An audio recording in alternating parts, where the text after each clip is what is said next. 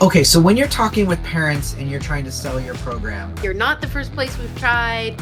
We want to see what you've got, what's going on here. So by the time they actually talk to you on the phone or however it is that they're communicating with you, they're already sold.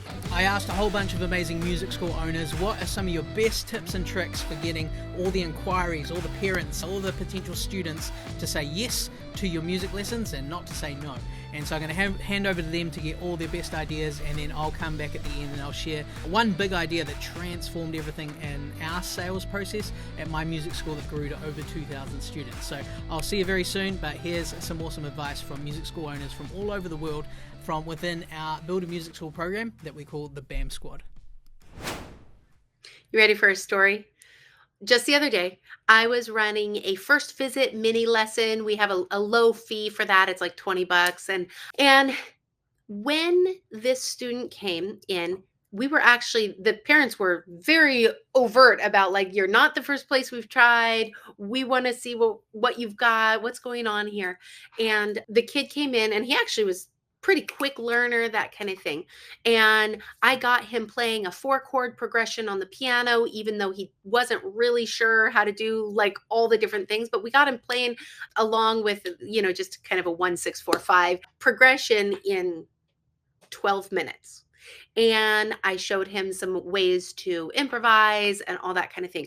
I gave him a quick win. Then while he was in here, he also was getting to see that a group class was going on at the same time in one of the other rooms.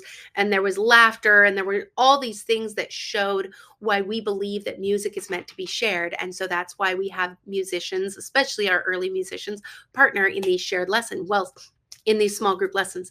Well, we were out here and, we showed off to the parents, because that's a really vital part of their introduction to your space and to the experience, is getting to show the parents the quick win that the students just had. And so as we were talking about how it went and options and all that kind of thing, the parents told me, they said, hey, this is the third place that we've been to in the last week and a half. And at both of the other places, they started with a piece of paper and said, you see that line? That's middle C. Here's where to find middle C. Okay, do you see how it says it to play it 4 times? Play it 4 times. Oh my goodness. That's no fun. That's not an experience for the kid. They're not making music. They're just reading a new language and pushing a button to follow the new language. That's not music. And I think we all know that. But they joined our studio because they said, you created music. I can tell that, like, I remember him saying, the dad was here, and he said, I can tell that you guys prioritize music in your music lessons. And I was like, yes, I need that as a new tagline. But when you give a kid and you put the momentum into that quick win moment for them, because then while we were talking, I stopped talking to the parents, and because it's really the kid that you want to be the salesperson in that scenario. So I say, Chris, did you have fun? And yeah, I had fun. And then I said, okay, wait. What was a couple of different things that you learned? So, like, what did you learn about the instrument, and what new song did you work on? And do you think that you could then take that home and teach it to your dad? So now dad's like lighting up, like, oh my goodness, could we have this shared moment?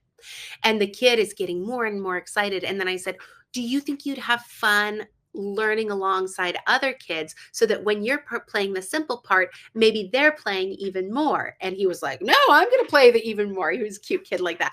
And so, we were able to recognize, yes, this is a great spot for him. Now, using the kid as the salesperson, it really is about their experience. And your families are going to stay with you and stick with you as long as the kid themselves, as long as the musician is going, yes, I'm invested. At that point, yeah, you still got to go over the details of the money and the cancellation policies and all the things. But if the kid's in, that's what the parents want. I mean, ideally, you want people to actually have already decided they were going to sign up before they even contact you. And that's the power of having a compelling website with a lot of benefits and testimonials.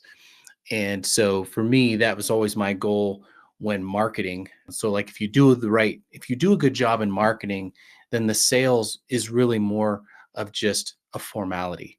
You're not really having to sell on the phone. That's really, so I would say the answer to the question is actually before you talk to the parent, it's focusing on how much value and benefit you're offering your families in terms of, and the way you build value, by the way, is you show them the result of what they get, right? So you show them the result or show the transformation, right? So happy kids, a happy mom, you know, students that are going to your school are having a great life. They're happy. They're enjoying their experience. And so if you can show that and demonstrate it, and then the social proof, which is testimonials, both written and video.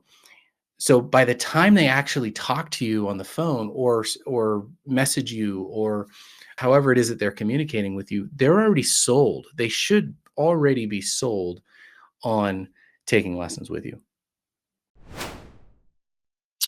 Okay, so when you're talking with parents and you're trying to sell your program, a couple things that will help when you feel like maybe the parent is kind of pushing back or saying, "Oh, maybe it's not for me." One, I would say is you want to make sure that the student is a good fit for you just as much as you are going to be a good fit for them.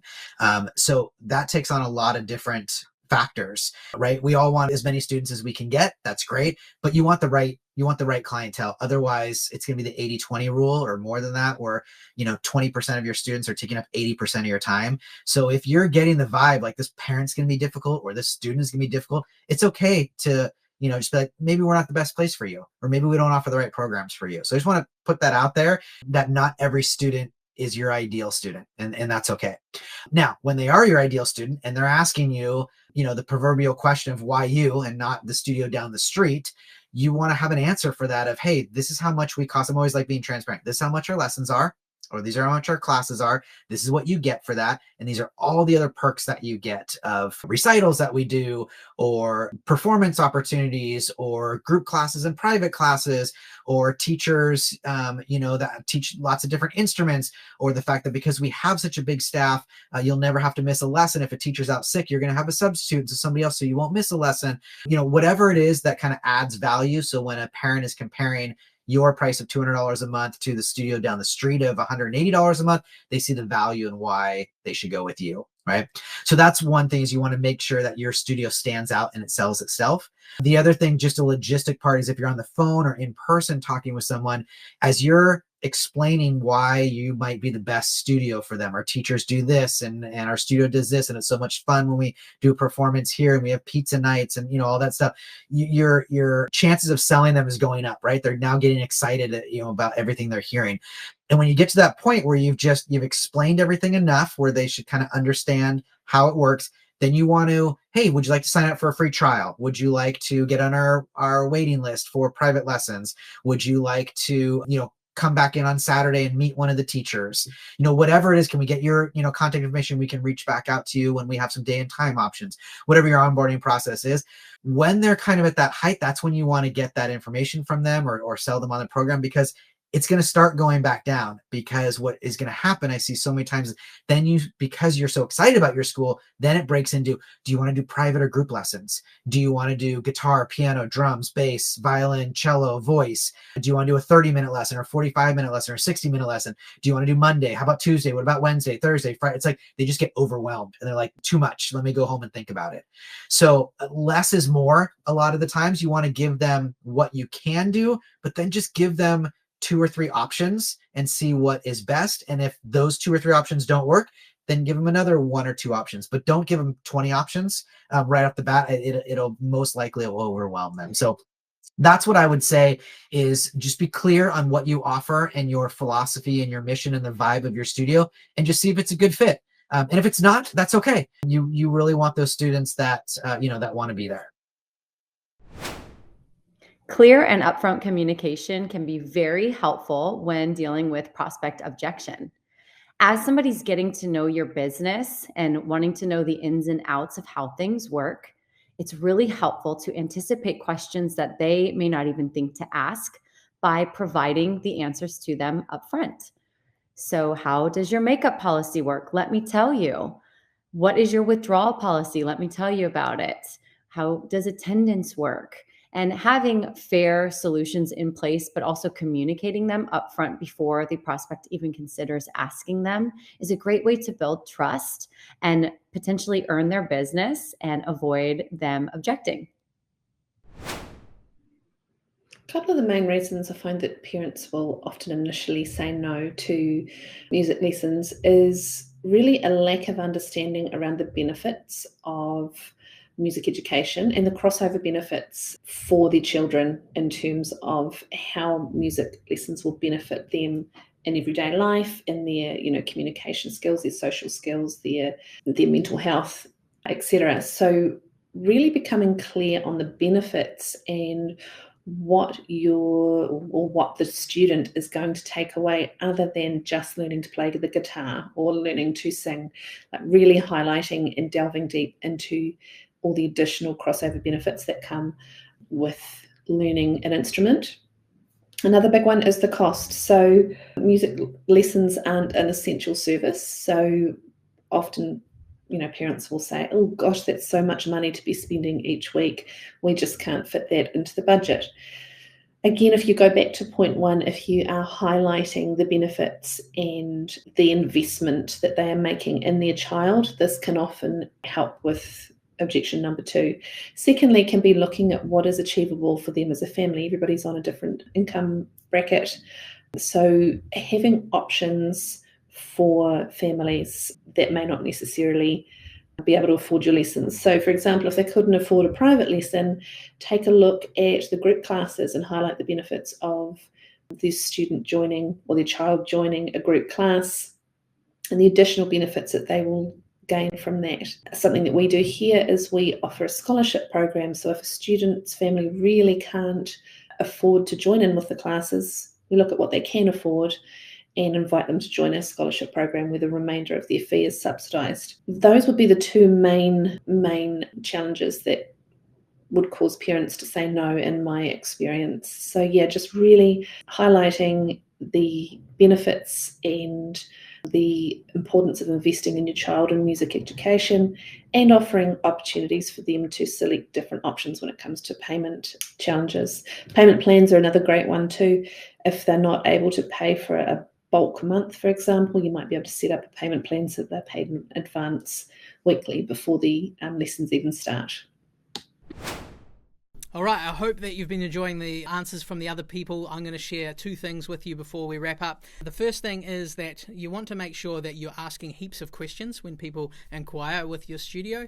So the more people get to sort of share and talk about themselves, the more it builds trust and more it shows that you're interested in them and not just trying to close a sale.